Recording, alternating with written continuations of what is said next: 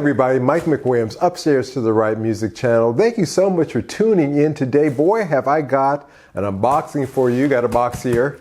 I have quite the eclectic unboxing for you here today. 3 different guitars. Yeah, 3 guitars in here today.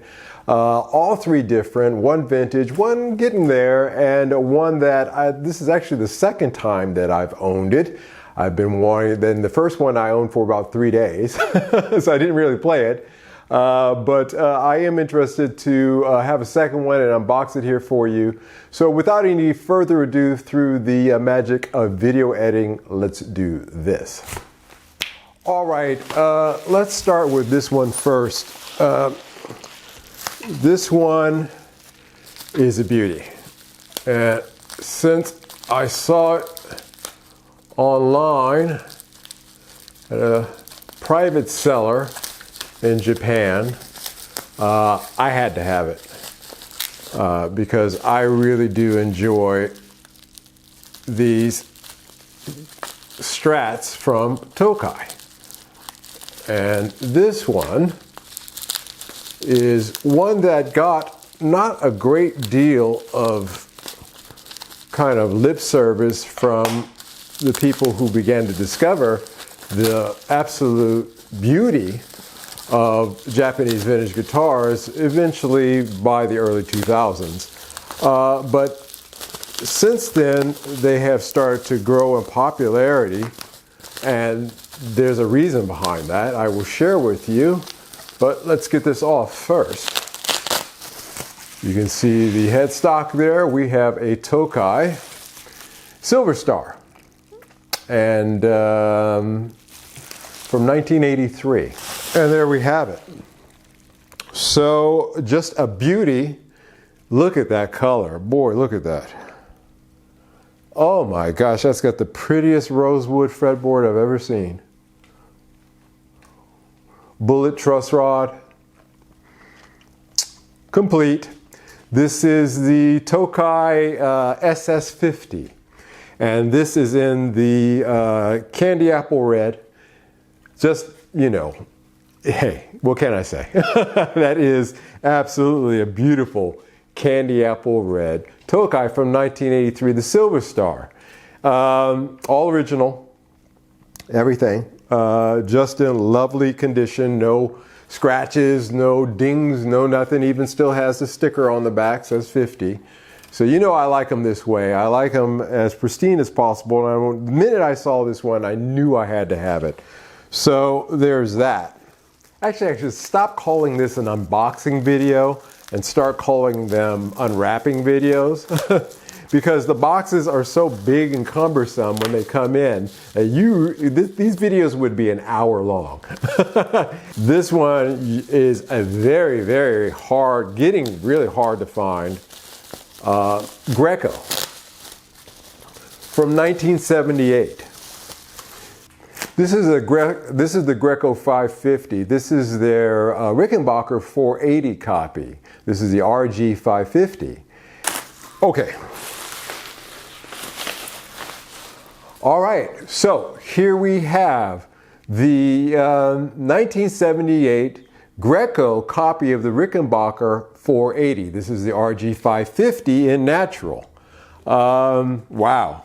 This is a funky guitar. I've got to tell you, I've had some interesting guitars in, but this one beats the cake.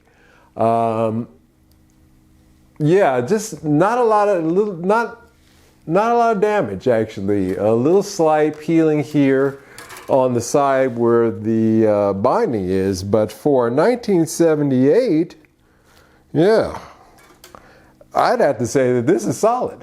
This is in really great condition for a guitar that is 47 years old. So yeah, so 48 years old almost here. So fantastic looking Greco copy of a Rickenbacker.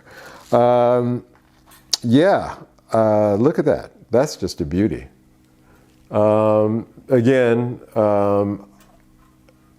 some interesting rosewood here. I've never seen rosewood that looked like this. I wonder if this is rosewood. Interesting. The only difference between this one, like I said, and the 480, the Rickenbacker 480, is the 480 had dot inlays. This one has these, you know, what would you call that? Like, you know, I'm sure that there's a way of describing these. I can't think of it right now, but anyway, the dot inlays on the 480, this one, the inlays, as you can see, are not dot inlays, but that is really the only difference between this and a Rickenbacker 480 from that time period. Again, bolt-on neck, that was the design also with the Rickenbacker. Just really a beauty for a 47, 48-year-old guitar. Just really a beauty, and I had to have it the minute I saw this one. Yeah, check that out. Just a gorgeous, gorgeous guitar.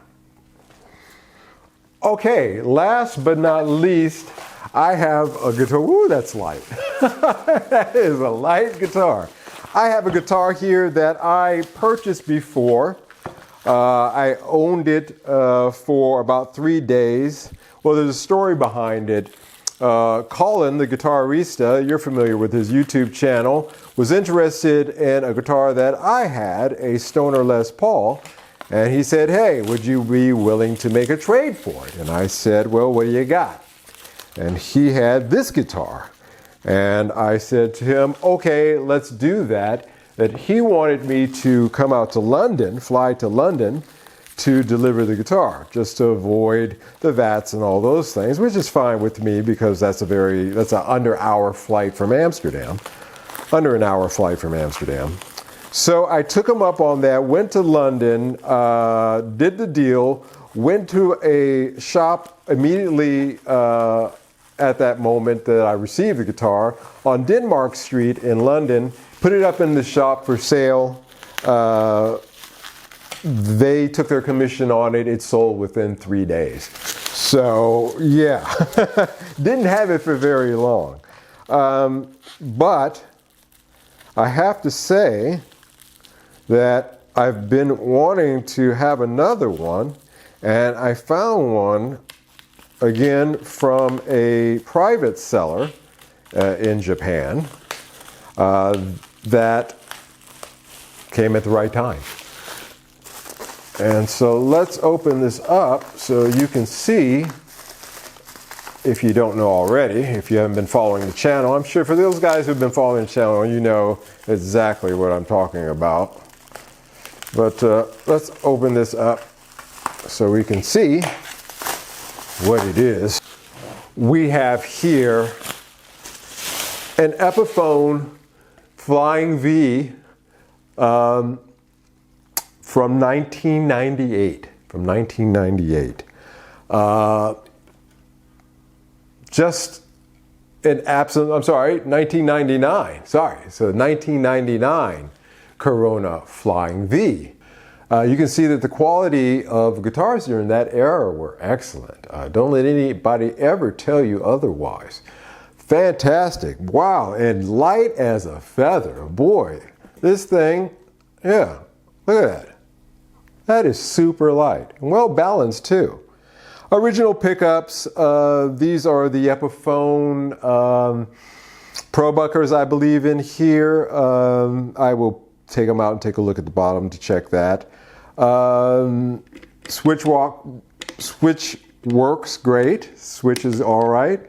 No dents, no dings, no neck breaks. Still have the original sticker there on the back. Always like that. Shows that it was well kept. Yeah, baby. Flying V action here. All right. So that is this unwrapping of these three guitars today. They have got to get moved on, these two, but I'll have this one for a minute. So we'll do, and this is the one that I really want to talk about and play a little bit, to tell you the truth, of the three. Yeah. Flying V action, man. This will be great. I can't wait to play this one. How do you put this thing? I should do a video. How do you put your Flying V on a stand? Oh, great. Look at that. Look at that. That's perfect. What a work of art, too. You know, the other thing I wanted to say was, you know, this is is an 83 Tokai, and this is my 2003 Squire, a Chinese-made Squire parts caster. And the neck on this guitar is as thin as you would find, just looking at it and now touching it, is as thin as you would find actually on a Affinity. This is a nice chunky D neck on this. I find that interesting. The necks over time in Japan got thinner and thinner. I like these nice chunky necks like you'll find on the 70s Grecos. But yeah, that's an interesting thing to point out there. I thought would be interesting. Let's put these away.